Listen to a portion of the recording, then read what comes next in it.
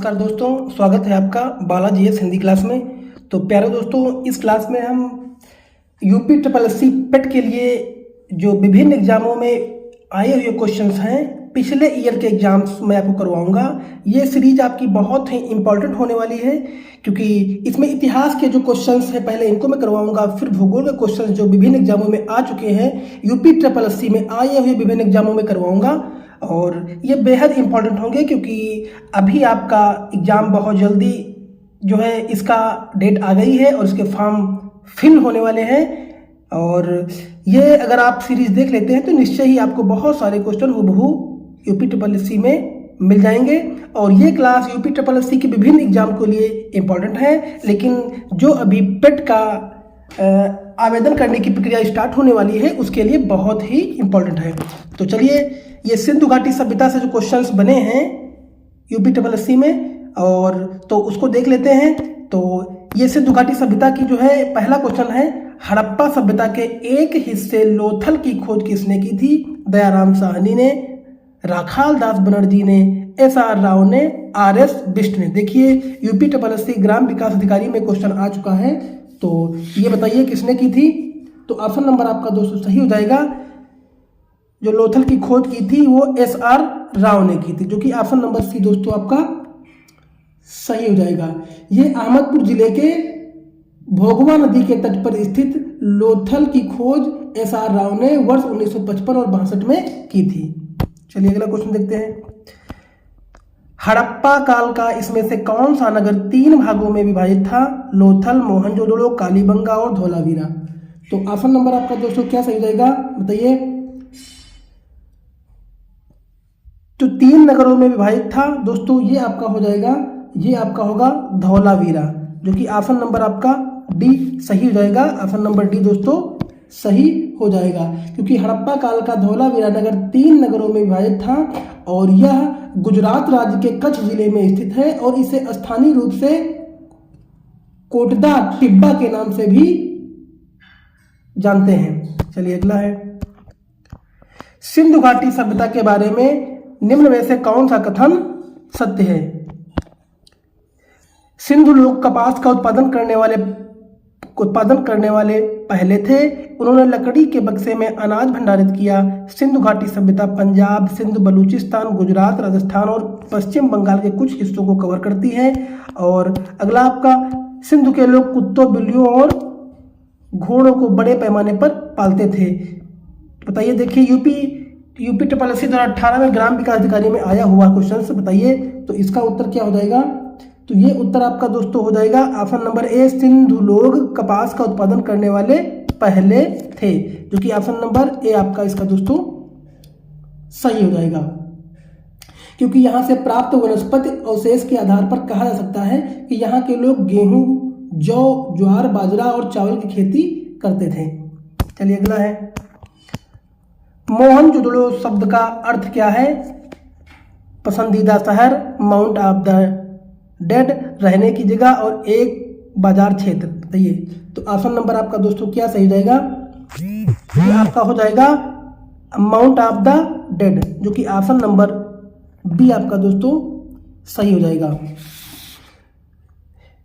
क्योंकि मोहनजोदड़ो सिंधु सभ्यता का एक केंद्रीय नगर था और जिसकी खोज राखाल दास बनर्जी ने 1922 ईस्वी में की थी। और जो इसका शाब्दिक अर्थ होता है वो अगर हिंदी में कहें तो मृतकों का टीला, यानी ऑप्शन नंबर दोस्तों डी इसका माउंट ऑफ डेड यानी मृतकों का टीला। सिंधु सभ्यता में घोड़ों की अस्थियों के अवशेष कहाँ मिले हैं? बनवाली में, चंदूहड़ों में, औसुत कागे डोर में या सुरकोतड़ा में। ऑप्शन नंबर दोस्तों क्या सही जाएगा, गेस करिए। सबसे पहले आप लोग गेस किया करिए कौन सा उत्तर सही हो सकता है। तो ऑप्शन नंबर आपका सही हो जाएगा, घोड़े के जो अस्थियों के अवशेष मिले हैं वो सुरकोटदा में मिले हैं, जो कि ऑप्शन नंबर डी दोस्तों सही हो जाएगा। चलिए अगला क्वेश्चन देखते हैं। अगला है, अब देखिए वैदिक संस्कृत से जो question UP triple S C में बने हैं उसको देख लेते हैं। निम्न में से कौन सा उपवेद नहीं है? धनुर्वेद, शस्त्रशास्त्र और आयुर्वेद और योग वेद। तो ऑप्शन नंबर दोस्तों क्या सही हो जाएगा? जो उपवेद नहीं है वो योग वेद नहीं है, जो कि ऑप्शन नंबर आपका डी सही हो जाएगा। देखिए सारे आपके यूपी ट्रिपल एससी में आए हुए क्वेश्चंस आपके सामने आ रहे हैं। तो चलिए, क्योंकि उपवेद मुख्यतः 4 होते हैं, आयुर्वेद, गंधर्व वेद और शिल्प वेद और स्थापत्य वेद। और शास्त्रास्त्र वेद जो या धनुर्वेद और आयुर्वेद चिकित्सा से और गंधर्व वेद नृत्य संगीत से और शिल्प वेद जो है भवन निर्माण से तथा शस्त्रास्त्र वेद जो है ये युद्ध की शैलियों से संबंधित है। चलिए अगला देखते हैं। वैदिक देवता इंद्र किसके देवता हैं? हवा के, तूफान के, वर्षा व चक्रवात के या अग्नि के? बताइए कौन है? तो ऑप्शन नंबर आपका सही रहेगा। जो वैदिक देवता हैं ये वर्षा व चक्रवात के हैं, जो कि ऑप्शन नंबर सी दोस्तों आपका सही हो जाएगा। ये आपके जो है इंद्र देवता इन वर्षा और चक्रवात के देवता माने जाते हैं। तो ऑप्शन नंबर सी आपका दोस्तों सही हो जाएगा। चलिए अगला देखते हैं। पंचगव्य में निम्नलिखित में से क्या सम्मिलित नहीं किया जाता है? गाय का दूध, गाय का गोबर, गाय का घी और तुलसी। बताइए। तो ये ऑप्शन नंबर आपका दोस्तों सही हो जाएगा, तुलसी। पंचगव्य में तुलसी शामिल नहीं किया जाता है और गाय का दूध, गाय का गोबर और गाय का घी भी ये सब शामिल किए जाते हैं। ऑप्शन नंबर यहाँ नहीं की बात आ रही है, तो ऑप्शन नंबर आपका दोस्तों कौन सा हो जाएगा? ऑप्शन नंबर डी दोस्तों सही हो जाएगा। चलिए अगला देखते हैं। महाजनी प्रथा का सर्वप्रथम उल्लेख निम्नलिखित में से किस प्राचीन ग्रंथ में हुआ है? रामायण, महाभारत, शतपथ ब्राह्मण और उपनिषद। तो गेस करिए दोस्तों क्या हो जाएगा? तो महाजनी प्रथा का सर्वप्रथम जो उल्लेख मिलता है ये दोस्तों आपका मिलता है किसमें? ये आपका मिलता है शतपथ ब्राह्मण में, जो कि ऑप्शन नंबर सी दोस्तों आपका सही हो जाएगा। क्योंकि महाजनी प्रथा का सर्वप्रथम उल्लेख शतपथ ब्राह्मण ग्रंथ में हुआ है और उसमें सूदखोर को कुशी दिन कहा गया है। चलिए अगला है।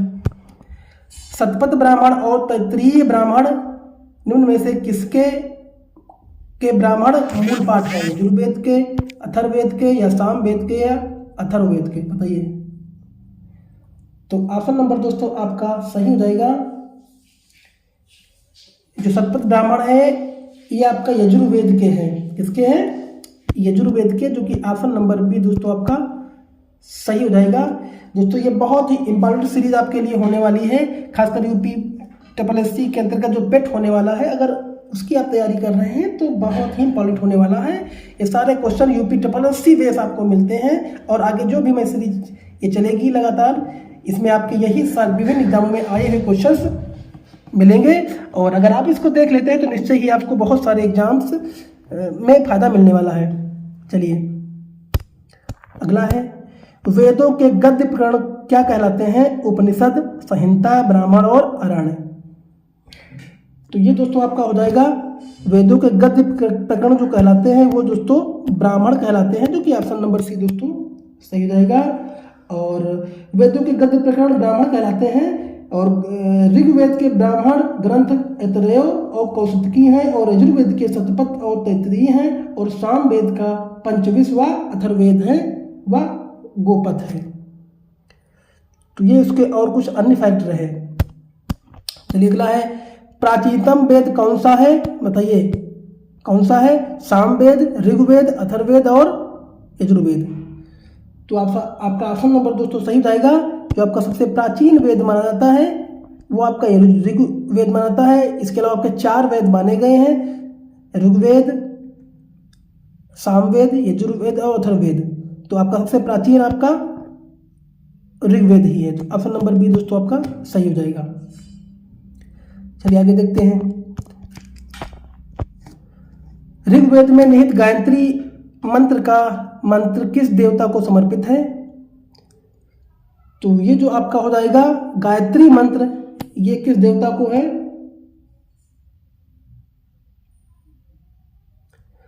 तो जो गायत्री मंत्र समर्पित है दोस्तों, ये आपका दोस्तों ऋग्वेद में जो निहित गायत्री मंत्र है वो सावित्री या सूर्य देव को समर्पित है और सवित्र की रस्म को ही सावित्री की उपमा दी जाती है। तो आपका ऑप्शन नंबर दोस्तों डी सही हो जाएगा। रामायण में मांडवी किसकी पत्नी थी? तो मांडवी किसकी पत्नी थी रामायण में? तो ये आपका ऑप्शन हो जाएगा सही। रामायण में जो मांडवी पत्नी थी वो भरत की थी, जो कि ऑप्शन नंबर बी दोस्तों सही हो जाएगा। जबकि सीता भगवान राम की और उर्मिला लक्ष्मण की पत्नी थी। चलिए अगला देखते हैं। महाभारत में वर्णित कुरुक्षेत्र की लड़ाई कितने दिन तक लड़ी गई थी? 16 दिन, 18 दिन, 20 दिन, 24 दिन। तो ये जो लड़ाई लड़ी गई थी वो 18 दिन लड़ी गई थी, जो कि ऑप्शन नंबर बी दोस्तों आपका सही हो जाएगा। और महाभारत में वर्णित कुरुक्षेत्र का युद्ध कौरवों और पांडवों के मध्य हस्तिनापुर साम्राज्य के सिंहासन की प्राप्ति के लिए लड़ा गया था, जो कि ऑप्शन नंबर इसका दोस्तों बी सही हो जाएगा। तो दोस्तों अगर वीडियो आपको अच्छा लगा हो तो लाइक करिए, कमेंट करिए, चैनल को सब्सक्राइब कर लीजिए। अगर आपको वीडियो अच्छा लगा है तो इसकी क्वेश्चनों की संख्या में बढ़ाऊंगा और अच्छे अच्छे क्वेश्चन इसी तरह से विभिन्न एग्जामों में आए हुए क्वेश्चन आपके सामने लेके आऊँगा। धन्यवाद।